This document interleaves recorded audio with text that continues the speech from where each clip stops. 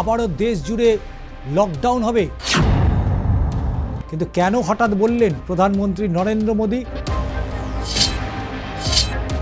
যদি লকডাউনের পথে যায় তাহলে দেশ কিভাবে চলবে? যে ক্রাইসিস হচ্ছে সেই ক্রাইসিসের জন্য এবার হয়তো থাবা পড়তে পারে গাড়িগুলোর উপরে। আবারও দেশবাসীকে চূড়ান্ত হয়রানির মধ্যে ফেলতে চাইছে। প্রধানমন্ত্রী নরেন্দ্র মোদী ক্ষমতায় আসার পর থেকে একের পর এক মানুষকে অগ্নি পরীক্ষা দিতে হচ্ছে। সময়ের কাউন্টডাউন শুরু হয়ে গিয়েছে। সন্ধে হলেই দেশব্যাপী রাজ্যের মুখ্যমন্ত্রীদের সাথে বৈঠকে বসছেন প্রধানমন্ত্রী নরেন্দ্র মোদী এবং জরুরি ভিত্তিতে ডাকা হয়েছে বৈঠক। তাহলে কি আবারও দেশ জুড়ে লকডাউন হবে? এই প্রশ্নই এখন ঘুরে বেড়াচ্ছে দেশের সর্বত্র। সেই মনে আছে কোভিড-19? দেশের প্রধানমন্ত্রী নরেন্দ্র মোদী তিনি লোকসভায় যে বক্তব্য রেখেছেন, তিনি স্মরণ করিয়েছেন সেই কোভিড অর্থাৎ করোনাকালের কথা, করোনাকালের লকডাউনের কথা। কিন্তু কেন হঠাৎ বললেন প্রধানমন্ত্রী নরেন্দ্র মোদী? এই নিয়েই উঠছে প্রশ্ন। তাহলে কি আবারও দেশ লকডাউনের পথে এগোবে? আবারও দেশের অর্থনীতিতে বড় একটা ধাক্কা খেতে চলেছে? এখন এই প্রশ্নের উত্তর কে দেবে? কোন জরুরি পরিস্থিতিতে আজকে মুখ্যমন্ত্রীদের সাথে বৈঠকে বসতে চলেছেন প্রধানমন্ত্রী নরেন্দ্র মোদী, কেন্দ্রীয় স্বরাষ্ট্রমন্ত্রী অমিত শাহ, প্রতিরক্ষা মন্ত্রী রাজনাথ সিং থেকে শুরু করে পেট্রোলিয়াম ও গ্যাস মন্ত্রী হরদীপ সিং পুরী? হঠাৎ এই তলব কেন? এটা নিয়েই জোর চর্চা। আজকে দাদা দিদির রাজনীতিতে এই বিষয় নিয়েই আলোচনা করব। তার কারণ সর্বত্র এই মুহূর্তে একটা হাহাকার পরিস্থিতি তৈরি হয়েছে। প্রতিটা এলপিজির অফিসে যেভাবে ভিড় উপচে পড়ছে, মানুষের চাহিদা মতো তারা গ্যাস পাচ্ছেন না।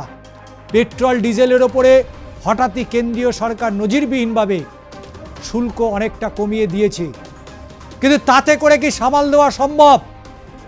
আর যদি লকডাউনের পথে যায় তাহলে দেশ কিভাবে চলবে?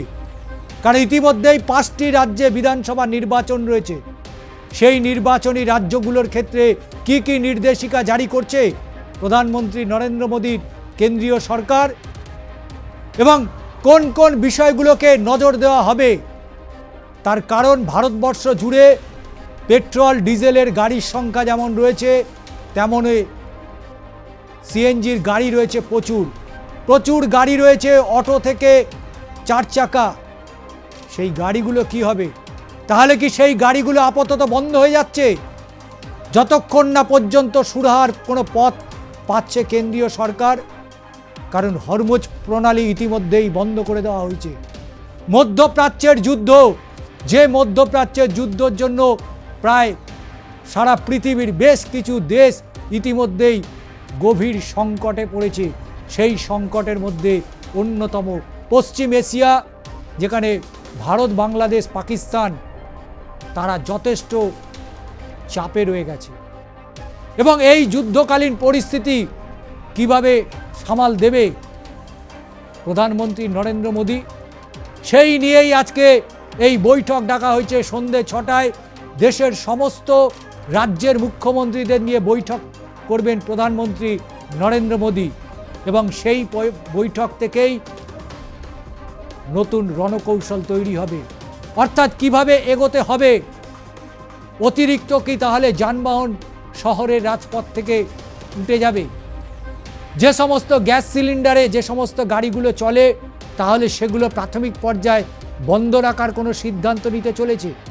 যে সমস্ত গাড়িগুলো অধিক পেট্রোল ডিজেল ব্যবহার হচ্ছে, সেই সমস্ত গাড়িগুলো আপাতত কি তাহলে বন্ধ রাখবে? তাহলে কি ইলেকট্রিক গাড়ি অর্থাৎ ব্যাটারি চালিত গাড়ির ওপরে বেশি জোর দেওয়া হবে? আজকে বিভিন্ন ইস্যু নিয়ে আলোচনা হবে। কারণ লকডাউনের সময় আমরা দেখেছিলাম যে সমস্ত শহর দেশ একেবারে স্তব্ধ হয়ে গিয়েছিল। সাধারণ মানুষ রাস্তায় তারা বেরোতে পারছিল না।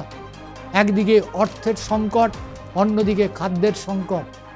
সেই সময় যদিও বহু সোশ্যাল অ্যাক্টিভিটি যারা মানুষ যারা কাজ করেন তারা রাস্তায় নেমেছিলেন এবং সেই সমস্ত দরিদ্র পরিবারগুলোর পাশে দাঁড়িয়েছিলেন, সরকার পাশে দাঁড়িয়েছিলেন। কিন্তু সেখানেই শেষ নয়, সেখানেই শেষ হয়ে যাচ্ছে না। আজকে চাল, গম, চিনি যাই পাক না কেন ফোটানোর তো একটা জিনিস চাই, সেটা গ্যাস হতে পারে, কেরোসিন হতে পারে, কিন্তু সমস্তটাই তো সংকট।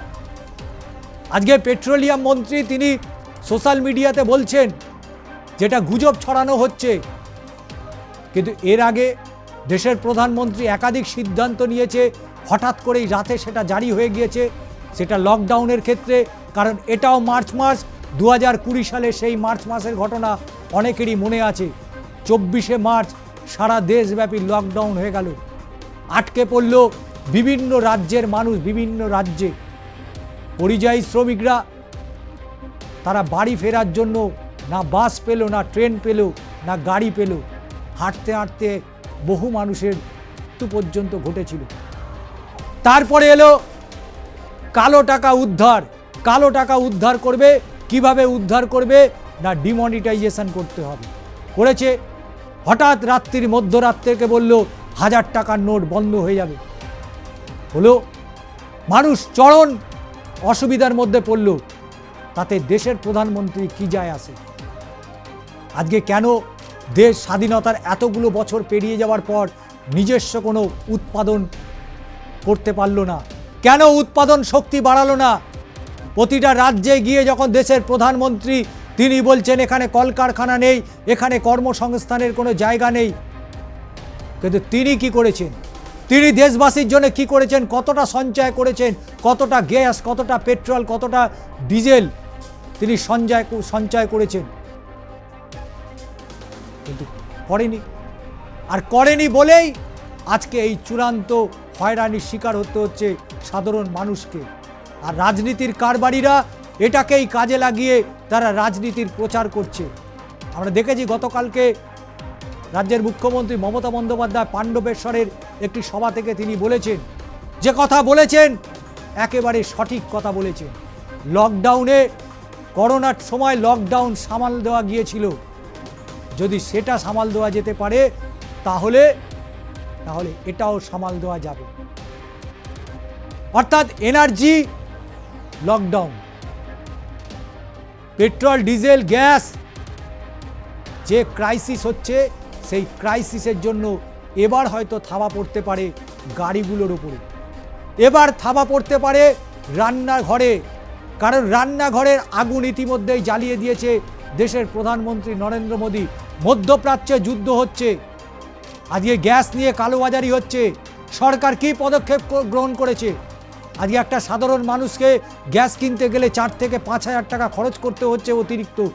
ব্ল্যাকাররা যদি গ্যাস পায়, সাধারণ মানুষ কেন গ্যাস পাবে না? আজকে ব্ল্যাকাররা কোথা থেকে গ্যাস পাচ্ছে?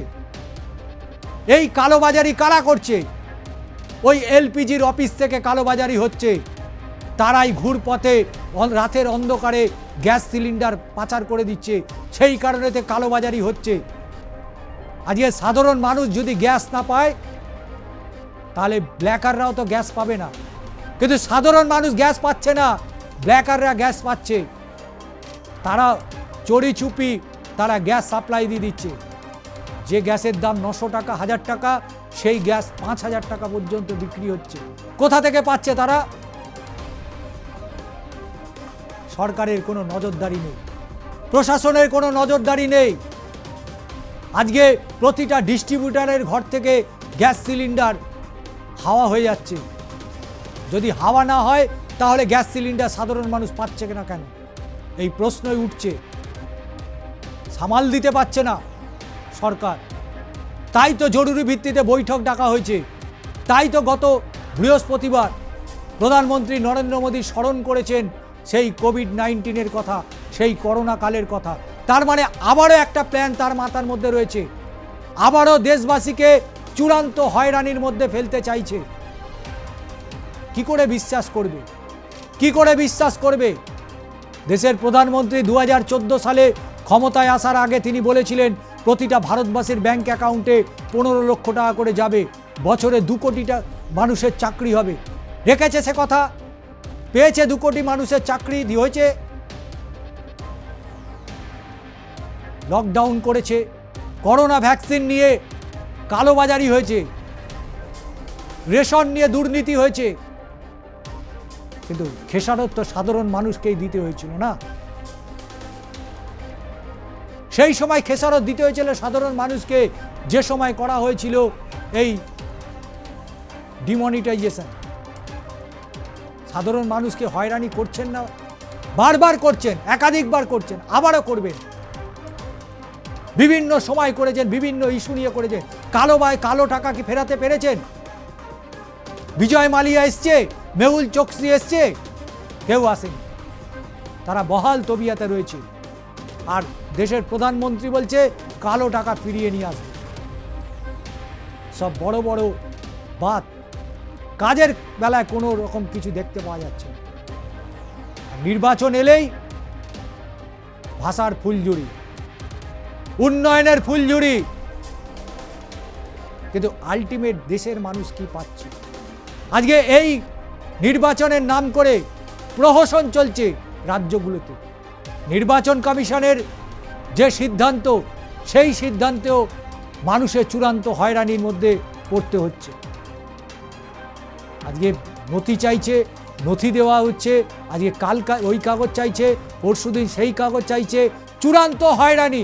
2014 সাল থেকে প্রধানমন্ত্রী নরেন্দ্র মোদী ক্ষমতায় আসার পর থেকে একের পর এক মানুষকে অগ্নি পরীক্ষা দিতে হচ্ছে। কত অগ্নি পরীক্ষা দেবে? বেহুলা লক্ষিন্দারিতে একবারই অগ্নি পরীক্ষা দিয়েছিল, কিন্তু ভারতবর্ষের মানুষকে, রাজ্যের মানুষকে বারবার অগ্নি পরীক্ষা দিতে হচ্ছে। তারা তো অগ্নি পরীক্ষায় নামছে না। আজকে প্রধানমন্ত্রী, আজকে স্বরাষ্ট্রমন্ত্রী, আজকে প্রতিরক্ষা মন্ত্রী, তারা তো অগ্নি পরীক্ষা দিচ্ছেন না, কিন্তু সাধারণ মানুষকে অগ্নি পরীক্ষা দিতে হচ্ছে। একবার নয়, বারংবার। কখনো আধার কার্ডের লাইনে, কখনো বা দেখা যাচ্ছে ভোটারের নাম তোলার লাইনে, কখনো ব্যাংকের লাইনে টাকা পরিবর্তন করতে হবে, টাকা চেঞ্জ করতে হবে। কি ভেবেছেন? দেশের মানুষকে কি গিনিপিগ ভাবেন? তারাই হচ্ছে আপনার পরীক্ষা নিরীক্ষা করার প্রাণী। ফলে মানুষের জবাব দেওয়ার সময় এসছে। আজকে যে বৈঠক রয়েছে, এই বৈঠক থেকে এমন কিছু সিদ্ধান্ত নিতে চলেছে ভারত সরকার, যে সিদ্ধান্ত অবশ্যই মানুষকে আবারও একটা সমস্যা, একটা লাইনে দাঁড় করিয়ে দেবে। যা এতদিন 2014 সাল থেকে পর ঘটনা ঘটে গেছে। মিলিয়ে দেখুন, আজকে বিজেপির কর্মী, তাকে গ্যাস কিনতে হচ্ছে না। আজকে বিজেপির বিধায়ককে গ্যাস কিনতে হচ্ছে না, না কেন্দ্রীয় মন্ত্রীকে গ্যাস কিনতে হচ্ছে না, সবই বিনা পয়সায় পাচ্ছে। আজকে বিজেপির নেতারা একবারও তো এই গ্যাস, এই পেট্রোল ডিজেলের ওপরে কোথায়, তারা তো প্রচারে গিয়ে একবারও বলছে না যে আমরা দেশের প্রধানমন্ত্রীর সাথে কথা বলবো, কেন্দ্রে আমাদের সরকার রয়েছে, আমরা কথা বলছি কিভাবে রাজ্যের মানুষকে সুরাহার পথ দেখানো যেতে পারে। মধ্যপ্রাচ্যে যুদ্ধ লেগেছে 2014 সাল থেকে, 3 বারের প্রধানমন্ত্রী কোথায়? তিনি তো দেশের সঞ্চয় বা ভাণ্ডার কিছু তৈরি করেনি। কেন তৈরি করেনি? যে প্রশ্ন দেশের প্রধানমন্ত্রী থেকে দেশের স্বরাষ্ট্রমন্ত্রী, তারা যখন রাজ্যে এসে মুখ্যমন্ত্রীকে প্রশ্ন করেন, আপনি কেন এটা করেননি, আপনি কেন ওটা করেননি, তাহলে দেশের, রাজ্যের মানুষ এবার প্রশ্ন তুলবে না যে আপনি 15 বছর ধরে কি করেছেন? আপনি 15 বছর ধরে এইটুকু নিরাপত্তা দিতে পারলেন না। আজকে প্রশ্ন উঠবে, আজকে প্রশ্ন উঠবে কর্মসংস্থান নিয়ে, উঠবেই কর্মসংস্থান নিয়ে। কারণ শহর রাজ্যে অধিকাংশ ক্ষেত্রেই দেখা যাচ্ছে অটো চালকরা, তাদের একটা বড় ধাক্কা লাগতে চলেছে। যে সমস্ত গাড়িগুলো গ্যাস চলে, গ্যাস দিয়ে চালানো হয়, পরিবেশ বান্ধব যে ধরনের ভেহিকেলস আছে, সমস্তটাতেই ধাক্কা খেতে চলেছে। আজকে এনার্জি বলে দেশে কোনো আলাদা করে কোনো ব্যবস্থাপনা নেই। কবে ইরান থেকে গ্যাস পেট্রোল আসবে, তারপরে দেশের মানুষকে সেটা সাপ্লাই দেওয়া হবে। আজকে মধ্যপ্রাচ্যের এই যুদ্ধ, কিন্তু পশ্চিম এশিয়ার সমস্ত দেশগুলো আজকে ক্রাইসিসের মধ্যে পড়েছে। আমরা পাকিস্তান বাংলাদেশের কথা ছেড়ে দিলাম, আমরা ভারতবর্ষের নাগরিক, আমরা ভারতের সুরক্ষার কথা ভাববো, ভারতের অর্থনীতির কথা ভাববো, ভারতের মানুষের কথা ভাববো। কিন্তু প্রধানমন্ত্রী নরেন্দ্র মোদী তিনি কি সেটা ভেবেছেন? তিনি তো বারবার তিনি অগ্নি পরীক্ষার মুখে দাঁড় করিয়ে দিয়েছেন ভারতবর্ষের নাগরিকদের বিভিন্ন ইস্যুতে। কিন্তু সেই ইস্যুগুলো নিজেদের স্বার্থ চরিতার্থ করার জন্যই তারা এই ইস্যুগুলোকে ক্রিয়েট করেছে। যখনই দেশের কোনো সাধারণ নির্বাচন আসে, দেশে যখন কোনো নির্বাচনের ঘটনা আসে, তখনই কোথাও না কোথাও একটা যুদ্ধ পরিস্থিতি তৈরি হয়ে যায়, কখনো বাংলাদেশ, কখনো পাকিস্তান। আদতে মানুষের মনটাকে ঘোরানোর জন্য, মানুষ যাতে সেই বিষয়ের দিকে নজর রাখে আর অন্যান্য যে সমস্যাগুলো রয়েছে সেই সমস্যাগুলো থেকে যাতে সরে যায়। কিন্তু চালাকি তো বেশি দিন চলে না। তাই মুখ্যমন্ত্রী মমতা বন্দ্যোপাধ্যায় বলে দিয়েছেন, লকডাউন হোক বা না হোক, করোনাকালে যেভাবে সামাল দেওয়া হয়েছে, এই সময় যদি লকডাউন হয়ে থাকে বা হয়, তাহলে সেটাকেও সামাল দেওয়া যাবে। কি আছে, ঘরে গ্যাস নেই, কাঠের চুলা জ্বলবে, আবার সেই পুরনো যেতে ফিরে যেতে হবে, আবারও 50 বছর পেছনে চলে যেতে হবে। তখন কাঠের জালে রান্না হয়েছিল, পরবর্তীতে কয়লা এসছে, কয়লাতে জ্বালানি হিসাবে ব্যবহার করা হয়েছে। কিন্তু সামাজিক পরিবর্তনের সাথে সাথে মানুষের দৈনন্দিন জীবনের পরিবর্তন হয়েছে। কিন্তু তারপরে আজকের দিনে সেই কাঠ কয়লা আর কাঠের জাল কত মানুষ ব্যবহার করতে পারবে, কতটা তারা ব্যবহার করতে সক্ষম হবে? কারণ নগর যেভাবে উন্নয়ন হয়েছে, সেই নগর উন্নয়নের সাথে ওই কাঠ কয়লা আর যায় না। তাই ভিন্ন একটা ভাবনায় ভাবতে হবে, কিভাবে এই সমস্যা সমাধান করা যেতে পারে, কিভাবে এই সমস্যা থেকে বেরিয়ে আসা যায়, সেটা সকলকেই ভাবতে হবে। এবং একটা জায়গায় এসে অবশ্যই এটাকে নিয়ে আলোচনা করতে হবে, সুরাহার পথ বার করতে হবে। দেশের প্রধানমন্ত্রী, স্বরাষ্ট্রমন্ত্রী, প্রতিরক্ষা মন্ত্রী তারা সিদ্ধান্ত নিল আর দেশবাসীর ঘাড়ে চাপিয়ে দিল, সেটা আর হবে না। প্রতিটা রাজ্যের মুখ্যমন্ত্রীদের প্রতিটা বক্তব্য আপনাকে পরিষ্কার করে শুনতে হবে। কেন 5টা রাজ্য বাদ দেওয়া হলো? নির্বাচন হয়েছে, তাতে কি হয়েছে? এই 5টা রাজ্যে জ্বালানির সমস্যা নেই, এই 5টা রাজ্যে সাধারণ মানুষের কোনো সমস্যা হচ্ছে না, এই 5টা রাজ্যে মানুষ তারা রান্না করছে না, তাদের ঘরে রান্নাঘরে চুলা জ্বলছে না। তাহলে সেই রাজ্যের মুখ্যমন্ত্রীদের কেন বাদ দেওয়া হলো? তাদেরও পরামর্শ নেওয়া উচিত ছিল, কিন্তু নেয়নি। কারণ সেই রাজ্যগুলো প্রধান বিজেপি বিরোধী রাজ্য, প্রধান বিজেপি বিরোধী রাজ্য। প্রথম দফায় যে 5টা রাজ্যের নির্বাচন হচ্ছে, তার প্রায় 70% যেটা বিজেপি বিরোধী রাজ্য। তাই সেই রাজ্যের মুখ্যমন্ত্রীদের এই বৈঠকে বলা হয়নি। প্রত্যেকের মতামত নেওয়া উচিত, প্রত্যেকের মতামত নিয়ে সিদ্ধান্তে আসা উচিত, কারণ রাজ্য বিশেষে সমস্যা আলাদা আলাদা। কিন্তু এই ইস্যুতে সবার সমস্যা সমান।